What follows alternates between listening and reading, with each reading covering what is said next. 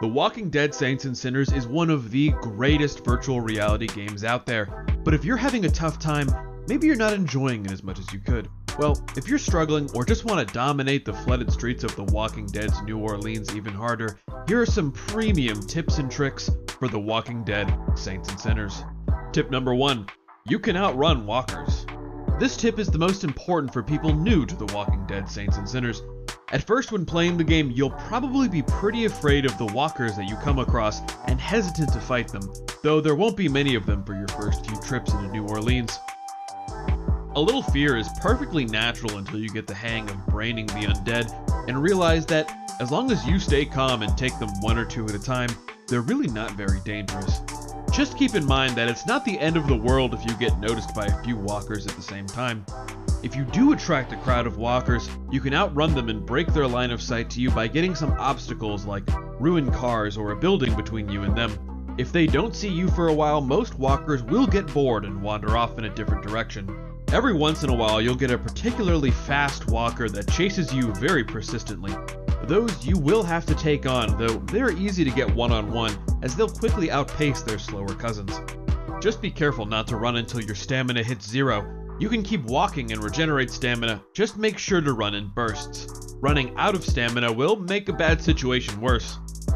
Also, be careful not to run into more walkers while you're escaping. While running away shouldn't be your default strategy, it is the best idea when you're severely outnumbered and inexperienced. Tip number 2. Only eat food that you make. In The Walking Dead Saints and Sinners, food restores your maximum stamina. You'll lose maximum stamina when you run and swing melee weapons, basically whenever your stamina bar goes down, so you will have to eat food.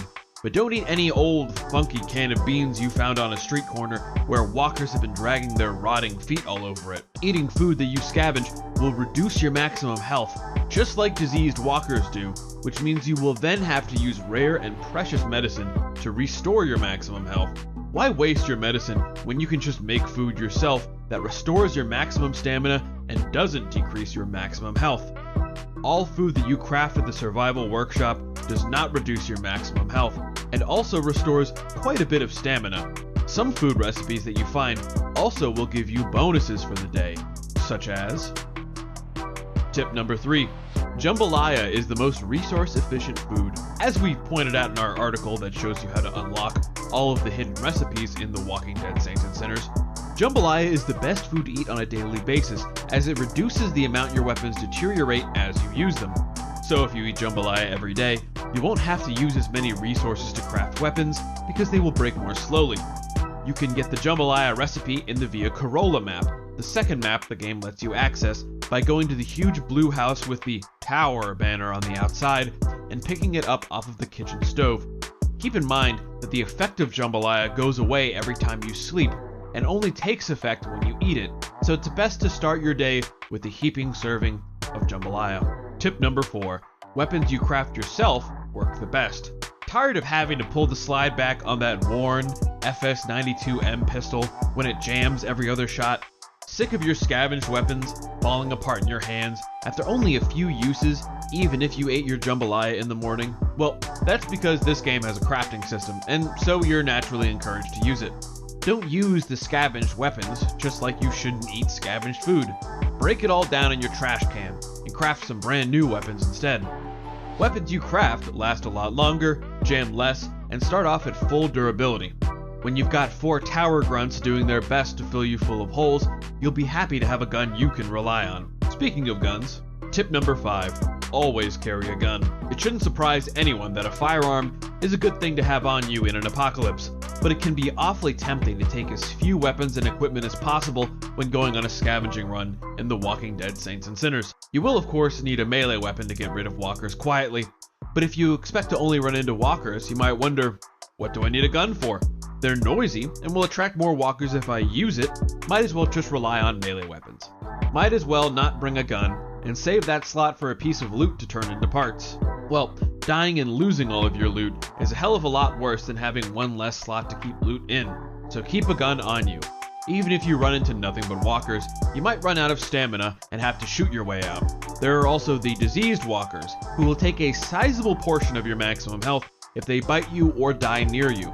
so killing them at a distance with a gun is the best way to get rid of them. Guns are always worth it, and even if you're a bad shot, you've still got options, like tip number 6. Shotguns are the easiest guns. Aiming a weapon in virtual reality is as close a simulated experience to aiming a real weapon as we've got, and The Walking Dead Saints and Sinners has a pretty good simulation of handling guns.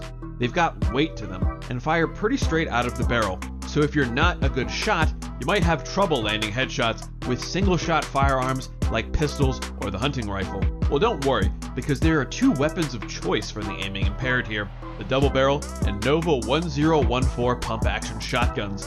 Unlike all other guns in this game, you only need to aim in the general direction of an enemy's head and let it rip. The spread of the buckshot shells is much more forgiving than the bullets of other weapons. While the double-barreled shotgun only holds 2 shells, it does have a much wider spread to each shot than the Nova, making it easier to land headshots at close range, but that also means that it's less effective at long range. The Nova, on the other hand, is arguably the all-around best gun in the game for the amount of destructive power it can put out and ease of use. You can load a bunch of shells into it, and it's still pretty effective in medium range. Tip number 7, get the backpack upgrade first. As we've mentioned in our loot tier list and upgrade guide article, there is one upgrade that stands above all others in The Walking Dead Saints and Sinners.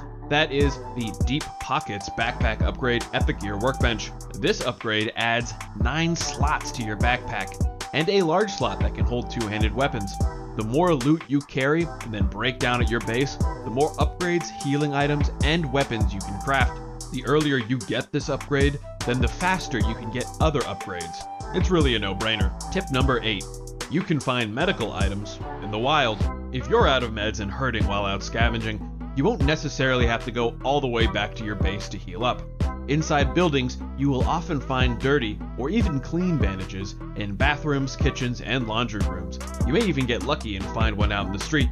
So be careful if you're wounded, but check for medical items before going back to base. They might save your life. Tip number 9. Turn off health and stamina bars. This tip is a bit of personal preference.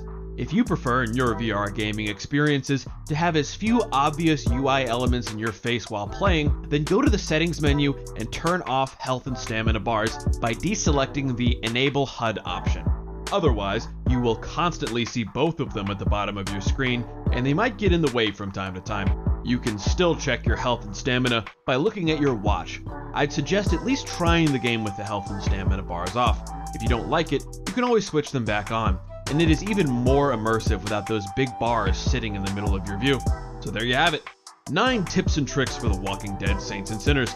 This is a fantastic game set in the universe of The Walking Dead, and is overall a shining example of virtual reality game development done right. If you haven't picked it up already, there is no VR game on the Oculus Quest 2 that I could recommend more highly. You can find it on Steam or the Oculus Store for $39.99 at the time of recording. Good luck out there in New Orleans. Good luck against those walkers.